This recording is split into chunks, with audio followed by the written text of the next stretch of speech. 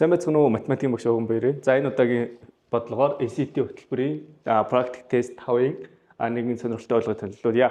Окей. За өгсөн бодлого юу гэхээр x, y координатын хавтгай дээр уг тойргийн тэгштэглийг өгсөн. Энэ тойргийн тэгштэглээс тойргийн төв зэгийн координатыг олоорой гэсэн. Окей. За бидний мэдж явах хэрэгтэй юм юу гэхээр А-д нэмэх нь B-ийн квадратыг томьёог л мэдчих юм болоо явчихна гэсэн үг. За тэгэхээр би нэгсэндээ нэг сүвсэгчдэр бүтэн квадрат хэлгэй. Юу гэж ялах вэ гэхээр x дээр нэмдэг нь ямар нэг тоо авах. Хэдийн тоо байвал 20x гарах вэ гэхээр мэдээж 10 байх болно.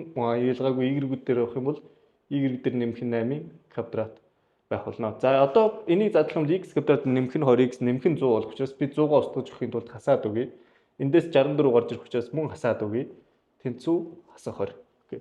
За хэлбэрчлээ авчих юм x дээр нэмэх нь 10-ийн квадрат дээр нэмдэг нь y дээр нэмэх нь 8-ийн квадрат тэнцүү 144 болж байна.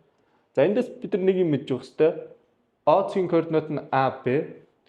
R радиустай тойргийн тэгштгэл юу гэхээр x-ээс A-ийн квадрат нэмдэг нь y дээрээс нь B-ийн квадрат тэнцүү R квадрат гэдэг. Тэгвэл бидний яг энэ хэлбэрт авчирсан учраас эндээс A тэнцүү хасах 10, B тэнцүү хасах 8. За радиус маань эндээс 12 бол гараад ирнэ. Нэгсэндээ бидний тойргийн төв хасах 10, хасах 8 байна. Окей. Баярлалаа.